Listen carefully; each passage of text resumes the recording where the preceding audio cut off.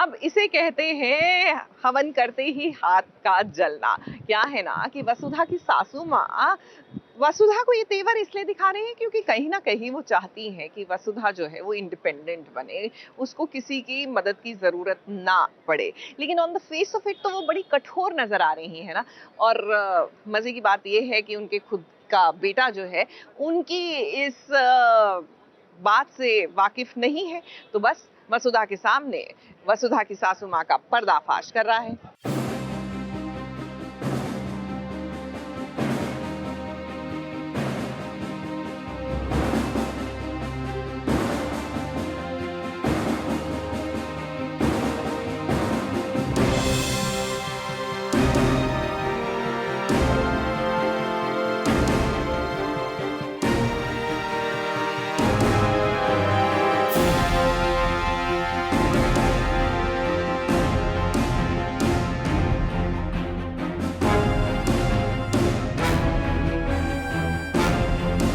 कि जब एक बेटे को पता चलता है कि उसकी माँ उसे और पूरे परिवार को धोखा दे रही है, तो बताइए बेटे का रिएक्शन कुछ ऐसा ही होगा ना, जैसा कि अभी आपने देव का देखा।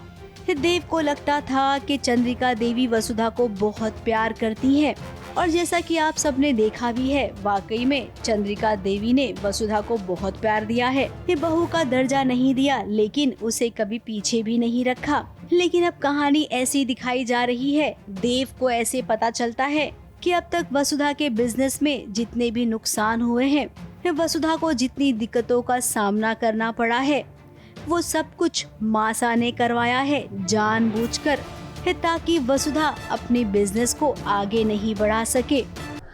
अभी जो कुछ भी चल रहा था, जैसे कि मेरे अचार के ऑर्डर्स सारे जब्त हो गए थे, मेरी फैक्ट्री में ताला लगवा दिया था, और बहुत सारी प्रॉब्लम, जैसे वसुधा को इंग्लिश नहीं आती है तो उन्होंने इंग्लिश बोलने वाले ऑफिसर्स भेज दिए थे। तो ये सब जो चीज़ें हैं, तो ये अब सारी कड़ियाँ जब जोड़ के देख रहे हैं तो देव को ऐसा ही लग रहा है कि वो सब देवी हुक्म ने करवाया है। बट अभी नथिंग इज़ क्लियर कि किसने क्या किया है, बट ऐसा देव का विजन है। अब कुछ लोग आए हैं जो वसुधा के साथ बिजनेस करना चाहते हैं। 25 लाख रुपए तो उन्होंने ऐसे ही दे दिया। अब मासा को लगता है कि इतना बड़ा इन्वेस्टर आया कहां से, जरा इसका पता भी लगाना चाहिए। एक्चुअली ये जो इन्वेस्टर आए हुए हैं इनको मैं पहचानती नहीं हूँ, तो इसीलिए ऐसा लग रहा है कि कौन है ये, क्या कर रहा है, मुझे और जानना है और बात करनी है। पर देव बहुत मौका नहीं देता है बात करने की। देव बोलता है चलिए चलिए करके लेकर जाता है, और इसीलिए मुझे फिर मैं मयूर जी को इशारा करती हूँ कि उनका कुछ करो, मतलब नंबर ले लो।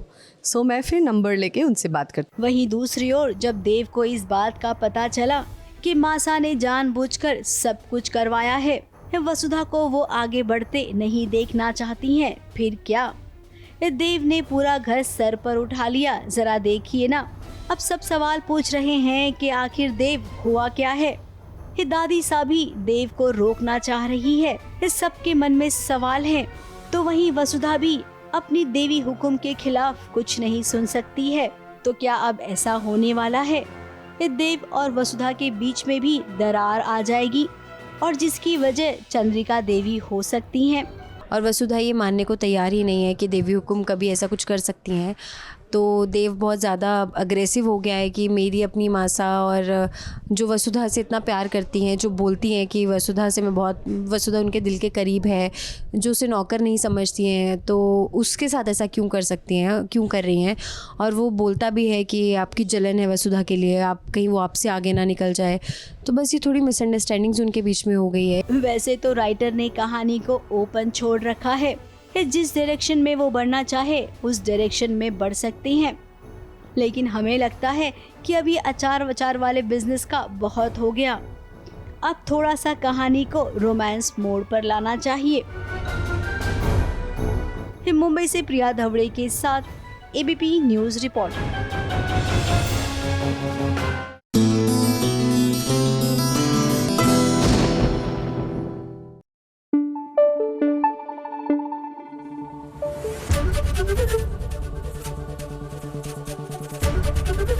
एबीपी न्यूज आपको रखे आगे।